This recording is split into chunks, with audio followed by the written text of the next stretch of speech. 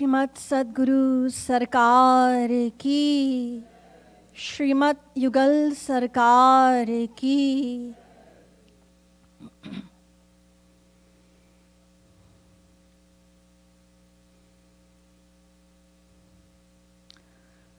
प्रथमं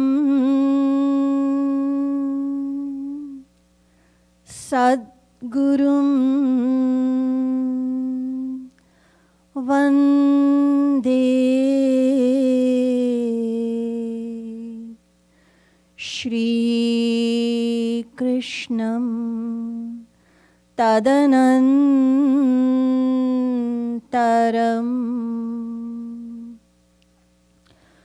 गुरुः पापात्मना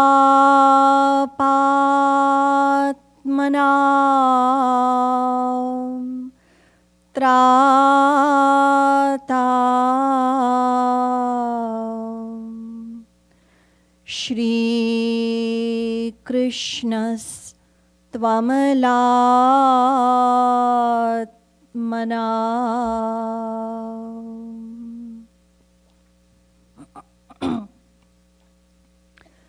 ध्यानमूलं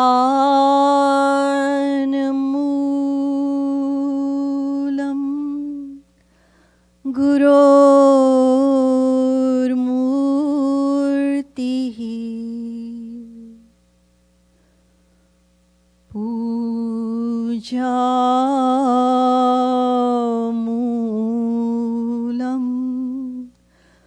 गुरोर्पदम्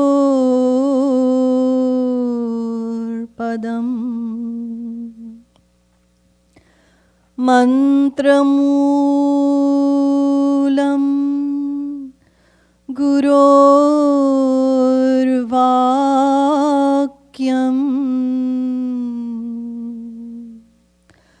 भक्तिमूलं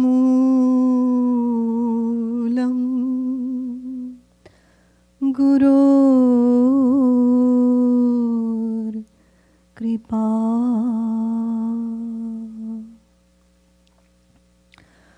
वंशी विभूषितकरा नवनीरदाभात्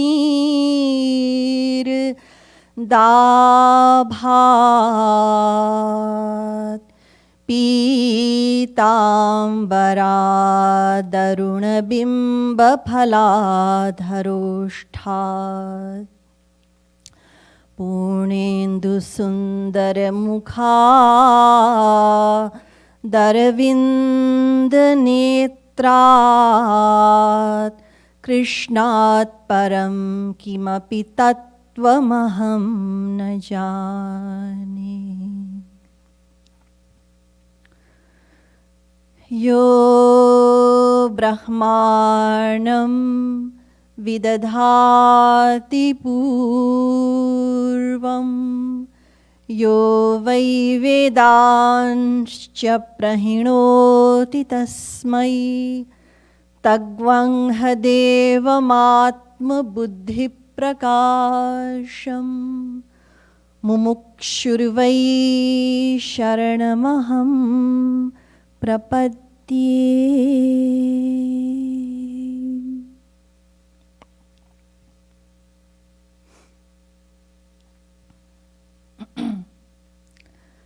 भजो गिरिधर गोविंद गोपाला। भजो गिरिधर गोविंद गोपाला। भजो गिरिधर गोविंद गोपाला। भजो गिरिधर गोविंद गोपाला। भजो गिरिधर गोविंद गोपाला। भजो गिरिधर गोविंद गोपाला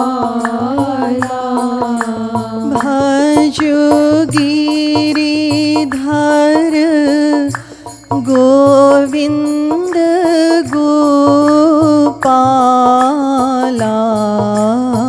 भजो गिरिधर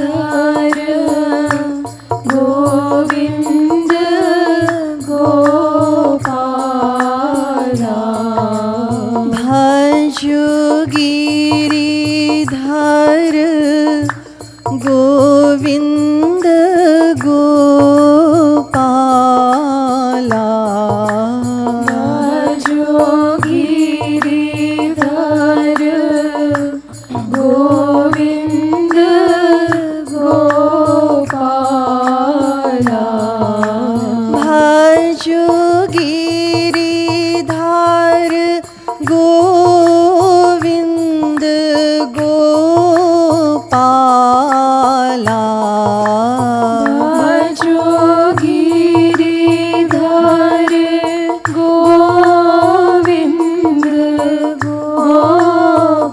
गोपाला भजो गिरिधर गोविंद गोपाला भजो गिरिधर गोविंद गोपाला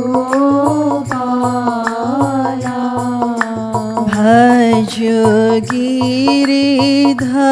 गिरिधर गोविंद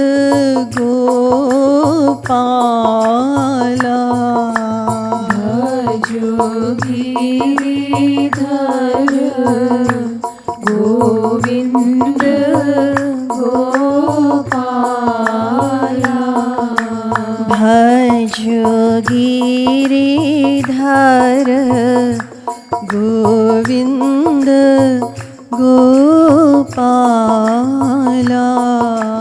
भजो Giridhar Govind Gopala.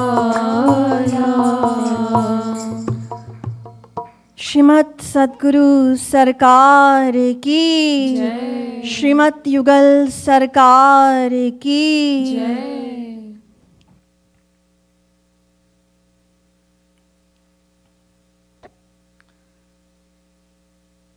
Dear devotees of Shri Maharaj Ji and respected viewers, Radhe Radhe.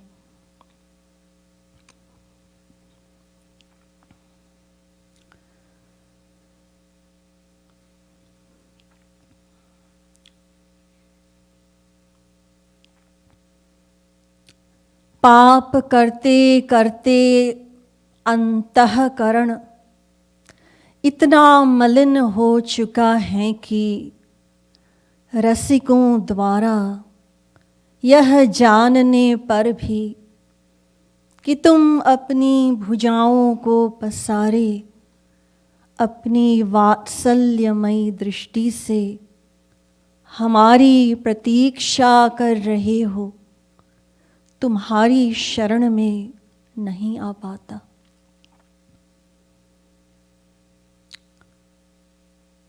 My heart has become so impious by material associations that even having learned from your loving saints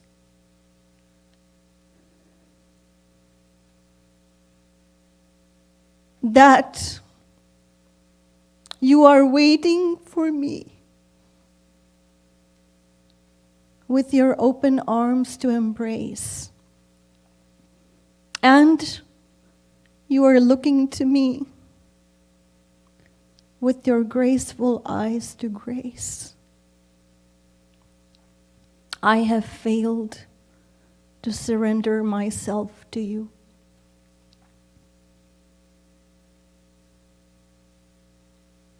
This line talks about pap, sins, and transgressions. Our scriptures describe, they give us a definition of what a sin, or what sins are. Mannimittam kritam papam madharmaya cha kalpate mamanadritya dharmopi papam syan mat prabhavatah. जानी जानी पाप किए गोविंद राधे अति दुख पाए प्रभु अब तो क्षमा दे.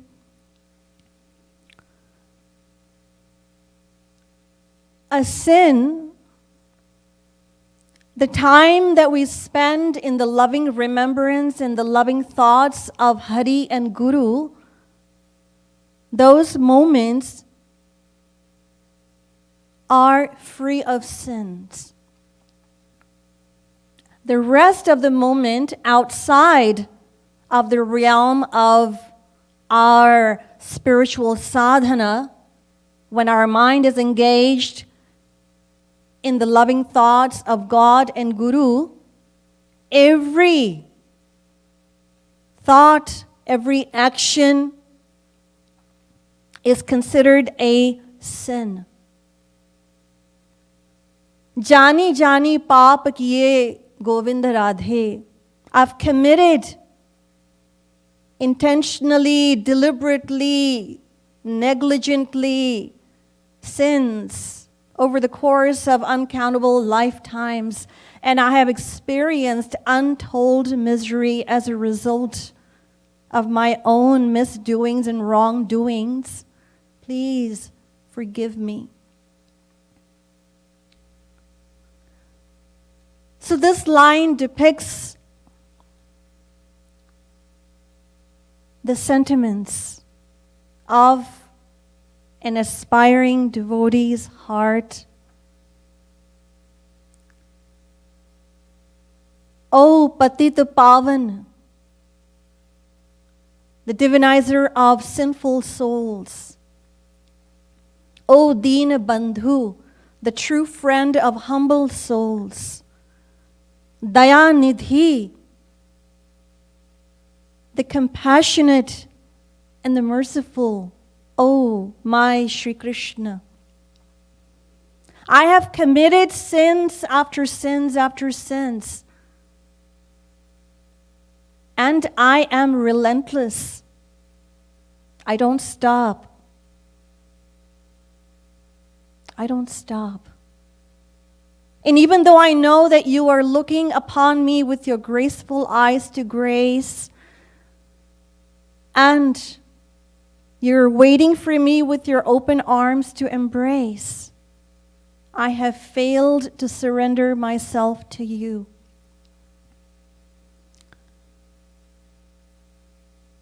Papo ki janani to Govind Radhe माया है तेरी दासी मोही दोष का दे माया का भी दोष नाही गोविंद राधे माया जड़ तू जैसा घुमा दे माया जड़ तू चाहे जैसा घुमा दे तेरा भी दोष नाही गोविंद राधे आया ना शरण तेरी तो ही दोष का दे. राधा गोविंद गीत. Once a devotee asked Sri Maharaj Ji, महाराज जी, आपका कल का कार्यक्रम क्या है? What is your program for tomorrow? So Maharaj ji replied and said that I only have one program. My work never changes. There's only one thing I do. I do anything and everything it takes to propel souls toward God, toward Radha Krishna. So in these dohas, this is exactly what these dohas demonstrate. Sri Maharaj's hard work, his tireless efforts to elevate us. So the first doha, the devotee is taunting, lovingly taunting Sri Krishna, that the evil or the root of all evil is Maya, and that Maya is your maidservant, so why am I being blamed? Just imagine. This is the sentiment that Sri Maharaj Ji imbued within this doha. Why? To evoke those feelings of love and grace and that aspiration for Sri Krishna's grace. Not that Sri Krishna is guilty, no, but Sri Maharaj Ji is inspiring us to do what? To remember him in this way. The second doha, Maya ka bhi dosh nahi. Maya jad, tu chahe jaisa ghuma de. But it is really not the fault of Maya either, because Maya without your power is inert. It is lifeless. So you being the inspirer, you can turn Maya toward me or away from me. It is all in your hands.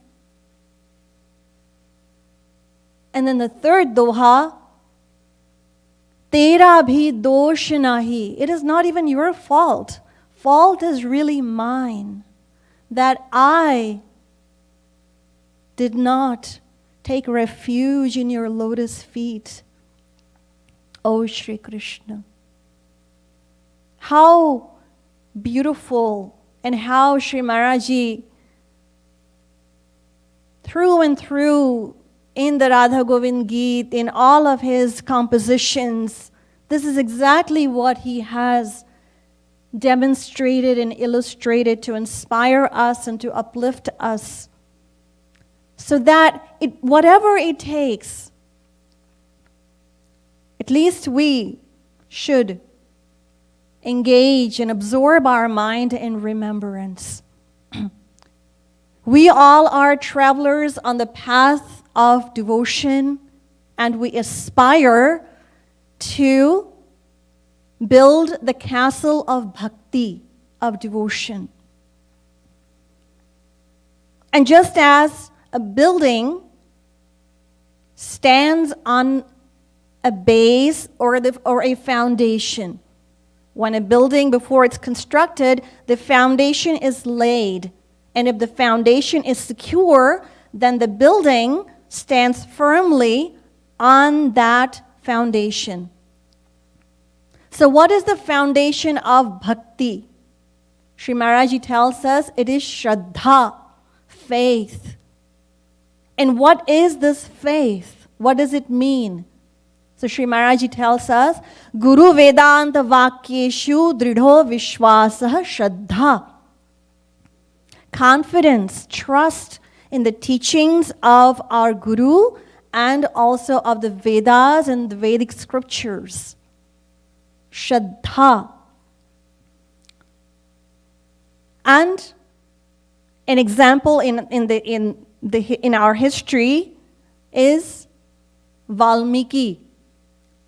His heart was so fallen. We have heard the story of Valmiki. His heart was fallen because of all the sins and transgressions that he had committed, terrorizing and robbing people and hurting them and abusing them. And so finally, when he met his guru told him that the only atonement for your sins, the only way they can be redeemed, is through the remembrance of God, God's name. So he was told he could not chant Ram Ram, so he chanted Mara Mara. So he sat down, and without even the slightest doubt in his mind, he continued to follow the instructions, the agya of his guru. He never asked, why am I saying this? For how long will I continue to say this? And when will you return? No, he did not question at all. And he continued to chant Mara, Mara, Mara until he became God realized and revealed the Leelas of Bhagwan Ram even before Bhagwan Ram descended on earth in Treta Yuga. So this is Shraddha. So Shraddha, faith, is indispensable in the path of divine love realization. Someone may say, well, I don't have faith. What do I do? How can I develop faith? So the scriptures tell us that in order to develop faith, we must take refuge in knowledge, divine knowledge, under the guidance of His divine personality, knowledge. And that is why Goswami Tulsidas Ji says, Jane binu na hoya paratiti, binu paratiti hoya nahi priti. So Goswami Tulsidas Ji tells us that knowledge or understanding of the knowledge within the scriptures appears as faith. And according to the intensity of that faith, an aspiring soul desires or longs to meet God. And that longing is what is called love. If there is no love, it means there is no understanding. That's what it means. If there is no love, then there is no understanding. So, knowledge leads to acceptance, and acceptance leads to love. Sri Maharaji gives us examples to explain what this means. Suppose there is a servant in a house working, and he is approached by a beggar for food in exchange for paras money, touchstone. So the servant didn't know what that was. He had never seen it, but he knew it was something valuable. So he thought, all right, I will feed him, and I will give the touchstone to my boss, to my master, and he will be happy. And as a result, my job will be secure. So he set it on the table. When his master came home from work that evening, he noticed the stone and he asked, what is this? So he said, sir, well, a beggar left this behind. I fed him. So the master said, are you really so silly? Use your brain. If a beggar or anyone, for that matter, had a paras money touchstone, why would they come begging for food? So thinking that it was just an ordinary piece of stone, he threw it. It hit an iron latch, which turned to gold. He touched it to a second one and the third one, and they all turned to gold. Now the same man, same eye, same intellect, but he realized its true worth. The knowledge dawned in his consciousness, and from what was detachment, now it transferred. That knowledge, when it dawned, it transformed into attachment for the same object. So, knowledge, acceptance, and love. A girl is walking down a street and a boy comes and places his hand on her shoulder. She shoots an angry look at him and reaches for her shoe. Just then, her friend says to her, "Well, wait, don't do this." Why? Well, your parents are going to have you be married to this boy. Oh, really? Now, the same girl is wanting to look at this boy and steal glances. Look at him. She is eager to look at him. Now, what was wrong with the boy when he came and touched her, that she reached for her shoe to smack him? And what is so great about him now that she is wanting to look at him? Well, she accepted him as her own. She accepted him as her own. So wherever there's fulfillment of selfishness, there's love. That's why Goswami Tulsidas Ji again tells in the Ramayana, "Jate kachu nij swarat hoi, ta par mamta kare sab koi." That it is a law of nature that the base of all attachments is fulfillment of self-interest. That's it. So, if we realize that our self-interest actually lies with Sri Krishna, then we wouldn't have to do anything. We wouldn't have to practice devotion. We would immediately fall in love with him. That is what will happen. But what is taking so long? What is causing the delay in us loving him? The reason is that we have practiced accepting the world for too long. And that is why we are unable to break this habit or this practice. We have formed such a strong habit of accepting the world as ours. And it's not that we stubbornly insist on accepting the world, as Sri Maharaji tells us, as ours and ignoring our relationship with Sri Krishna. No, it is not like that. But because we have thought about it repeatedly, contemplated on the world as being a source of happiness for uncountable lifetimes, and that alone is the greatest misfortune. Chaitanya Mahaprabhu Ji calls it misfortune, durdaiva, meaning that is our predicament. Nam namakari bahudha nij sarva shaktis tatrarpita niyamitah smaranena kalah etadrishi tava kripa bhagavan mamapi durdaiva midrishamiha janina nuragah. Shri Maharaji tells us that we have, over the course of so many lifetimes, we have met saints and dissensions of divine personalities. We have been in their association. We have received knowledge. We have read. We have nodded our heads, and we have accepted the knowledge and everything. In fact, we have even written commentaries on scriptures many, many times. We have been to Svarglok. We have been Indra. We became Indra so many times.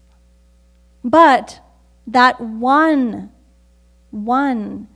impediment, that deep-seated, that deep-rooted attachment to the world that we developed through consistent practice, that is the impediment.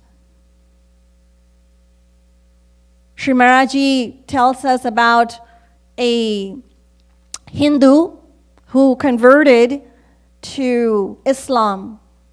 And so the Maulvi told him that now you've accepted Islam religion, so now you have to chant and say Allah, Allah. No Ram Sham. He said, of course. Now that I have become a Muslim, of course. So the next morning when he woke up and he yawned and kind of stretched his arms, he said, Hey Ram. So when the Maulvi heard him, he chided him. He said, did you forget I told you yesterday? And he said, Maulvi Sahib, Ram has been residing in my heart for the last 42 years. Allah, as for Allah, he just came in yesterday. He just came in yesterday. So the point is, it is so difficult to erase the attachment. But please don't be stuck on this, because we're very good at justifying ourselves. Oh yeah, I am attached, so hence my carelessness and my negligence. No, that's not good. It may be difficult, but not impossible. We have Maharaji, don't forget. We have the greatest power on our side. Not impossible. So knowledge is most important. It's very important. And that is why Sri Maharaji repeatedly urges us to listen to knowledge. Siddhant boliya chitte na kar alas.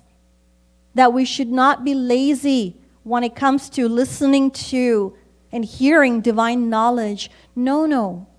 We shouldn't be. Sometimes when we listen, if we have heard a lecture a number of times, and if once again that lecture is played, whether it's in the morning satsang or even in the evening, whenever during satsang, and we think, oh, but I've already heard this lecture so many times, I know it. So this attitude, it is our ego that dictates this attitude of knowingness. The fact is that we don't actually know, because if we did know, our job would have been done. It would have been done. No, but it is not like that. Yesterday in my lecture, I explained that we have embarked on the journey to God, for sure. We are on our way. But until we reach the divine shores of Golok, we cannot abandon or renounce the safety of the boat. And what is that boat? The boat is divine knowledge. It's most important. We cannot harbor pride that we know enough, because at the end of the day, our mind, our intellect is material. And we have deeply embedded sanskars in our consciousness. Sri Maharaji talks about how many devotees, even after reaching such a height of devotion, bhav bhakti, they fall back into the world.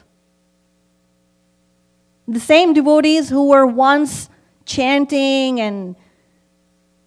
and fully absorbed in devotion, if anyone saw them, they would never think that they could turn back and fall into the world again. But that could happen. So Sri Maharaji says that we're not expert snake charmers yet. No. We have to know exactly those potions and how to pronounce and how to say those.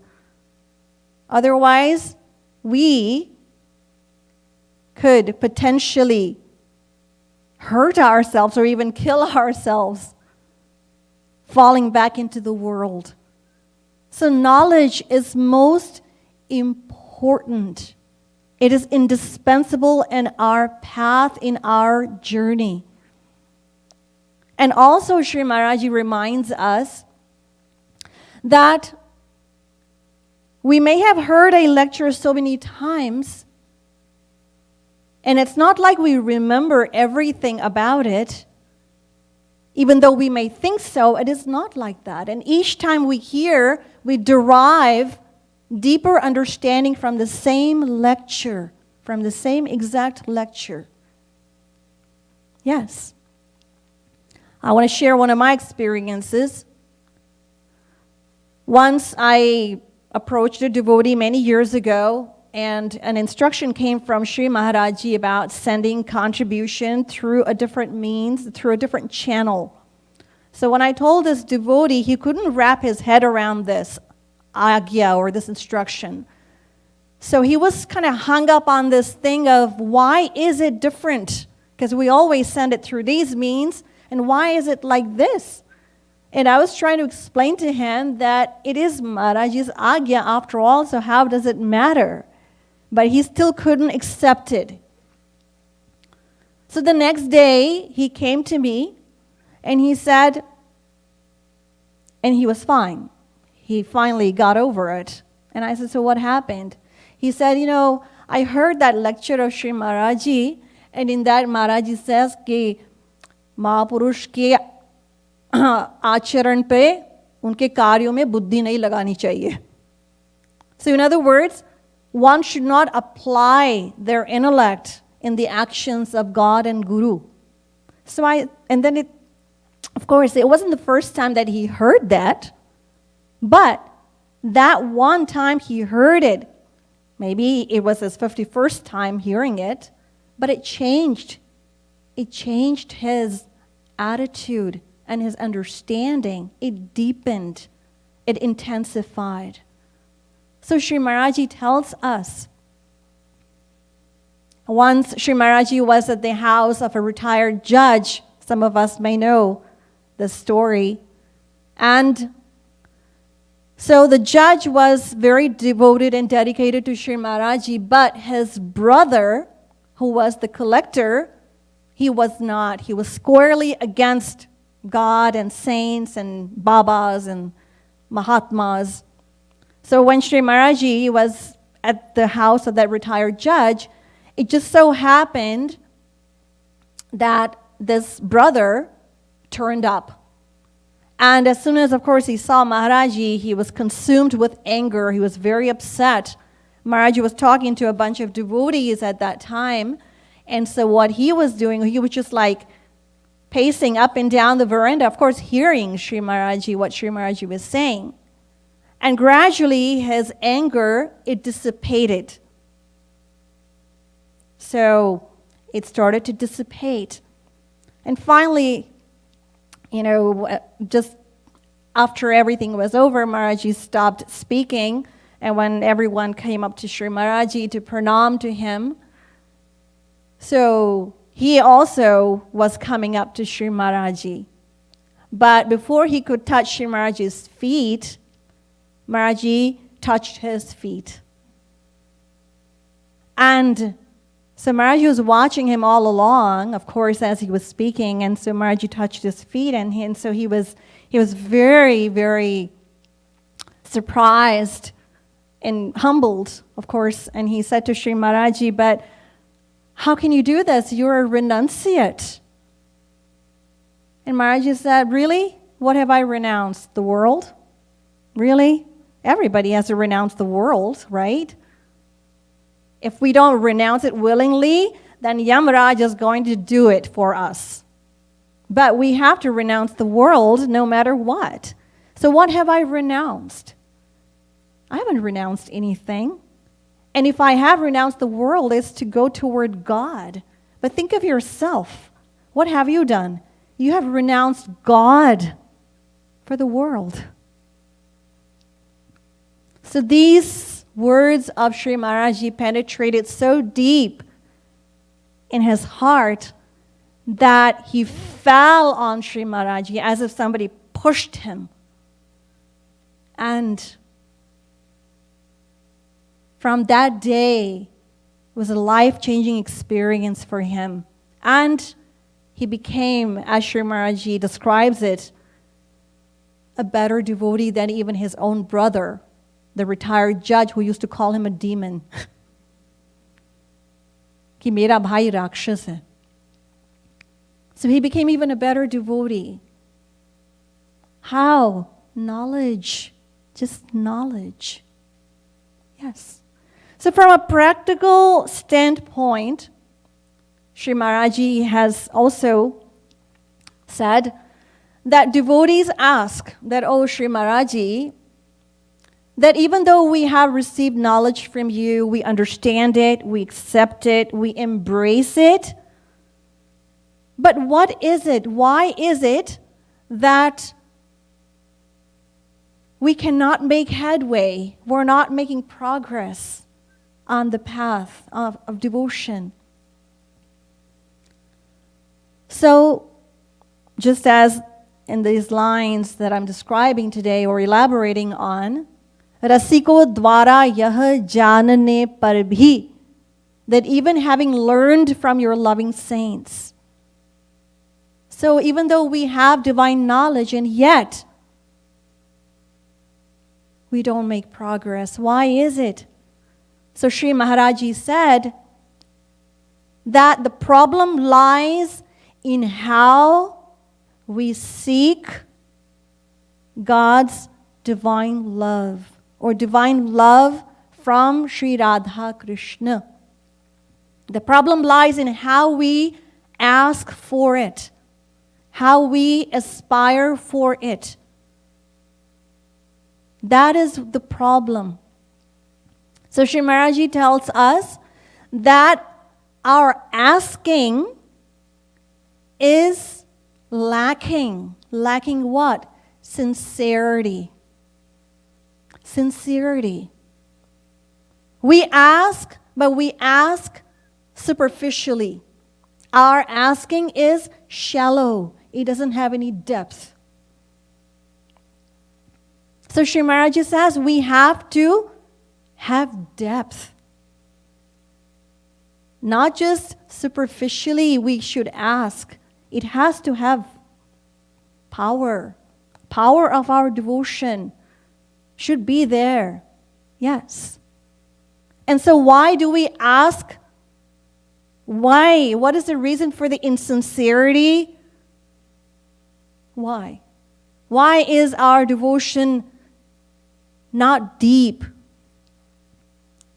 So Sri Maharaji tells us because we have become accustomed to the material world over the course of uncountable lifetimes, because we allowed worldly people to be in our heart, to inhabit our heart. And consequently, we accumulated an enormous amount of filth. Filth in the form of impurity in the form of our sanskars, our attachments, our ambitions, and all of this, and all those mayic defilements. And even in this lifetime, what have we done? All life long, what have we done? Well, we have adopted various means and ways of appearing impressive in front of people to influence them and to deceive them. This is what we have done. And so the person that is most capable of doing that is called advanced. He is so advanced. Really smart. like Americans. It's so smart. Yeah. He's so smart that he can turn anyone in his favor. What we call etiquette and culture in this country is the art of speaking and acting shrewdly to get what they want, what people want, to get one's desires fulfilled, and to achieve one's ends in this world. We admire someone who so expertly wrangles another person by approaching them appropriately through behavior and expressions and gestures. And while we call all of this etiquette and culture, Sri Maharaji says that it is out and out superficiality. We have spent our entire life planning and our energy planning and plotting how to deceive people. We pick up this shrewdness through novels that we read, books, newspapers, and also the shrewd people that we associate with, whom we consider our role models. Wow, they're my role model. So, this accumulated knowledge, because of this accumulated knowledge, we become experts in duping husband, wife, parents, children, neighbors, and the rest of the world. And if you really think about it, what do we gain from this? What do we gain from this? More of the world for ourselves. But we deprive ourselves of true, real happiness. Yes, we deprive ourselves of happiness. So that lifelong effort that we invest in accumulating the world, what does it amount to? More worldliness?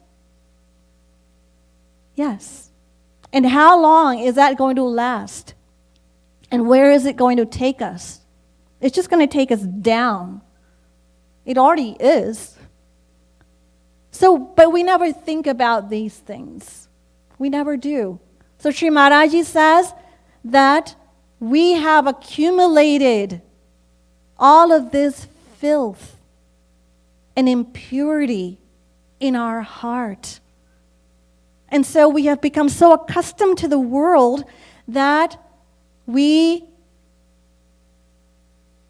do not want to part with the poison of the world. We don't even want to think about the nectar. No, we don't want to.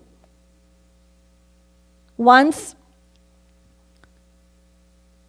a disciple of Shukdev Paramhans asked him, "Why is it that I cannot engage my mind in the loving thoughts of God?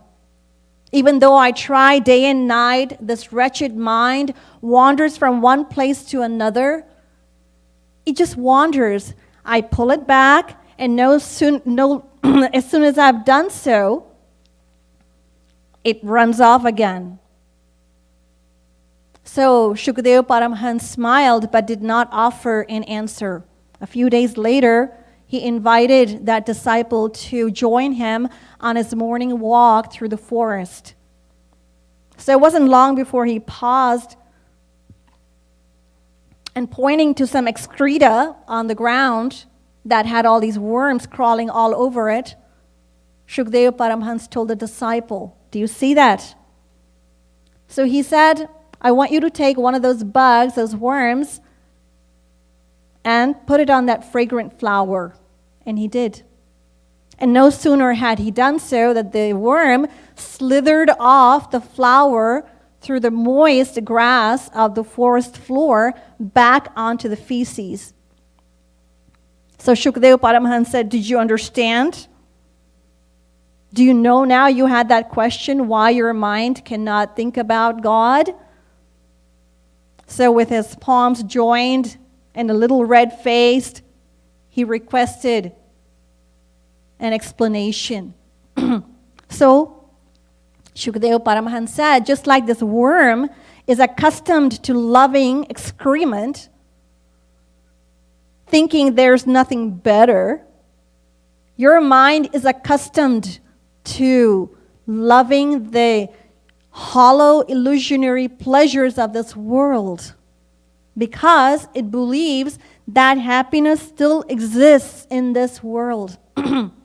Yes. Just like a worm that breeds and lives in a drain, if it were placed in a bottle, in a perfume bottle, it will die. If a drunkard lying in a gutter, if somebody asks him, why aren't you home? This is my home. That's what he'll say. So in the same way, due to our continuous practice over the course of unlimited lifetimes, we have become habituated into believing and accepting that this world is a source of happiness and joy. This was the answer that Shukadeva Paramahansa gave. So we don't want, owing to the deep sanskars that we have developed through our perpetual associations with the world. Yes. Once Prahlad, Bhakti Shiromani Prahlad, before he ascended to Golok, to divine Golok, he said to Sri Krishna that, Sri Krishna, I'm not going to go alone. I'm going to bring people along with me. So Sri Krishna said, all right, I have no problem with that. After all, Golok mein kitne log hai? There's not that many people in Golok after all, so it's fine. So Prahlad went from one house to another, and the consistent answer he got was, oh no, we're family people. We're family people, and we have all these responsibilities and obligations and commitments. Not for us. So he asked a boar, a pig. Prahlad asked a pig, and he said, well, you are in this miserable body. How about you come with me to Golok? So the pig asked, is my favorite food available there? The pigs eat poop, feces. So Prahlad chuckled. Dhanya ho. Glories to you. So the point is, it is our attachment to the world. And so when we ask, we have to ask sincerely. That is what Sri Maharaji tells us. And so the degree of our sincerity will gradually grow and outweigh insincerity. That is what will happen. In other words, gradually our mind will detach from the world, and to that degree it will attach to Sri Radha Krishna. So in these lines, Sri Maharaji explains that because of my worldly associations, Murakh nipat gawa अरे मन कोटि कल्प भटक्यो ज्यों शुकर विष्ठा विषय मझार अरे मन बिनु सेवा जहाँ पाई मेवा गयो न तेहि दरबार अरे मन.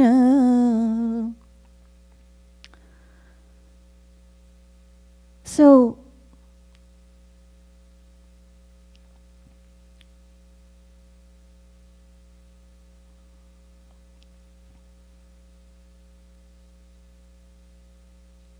Shri Maharaji tells us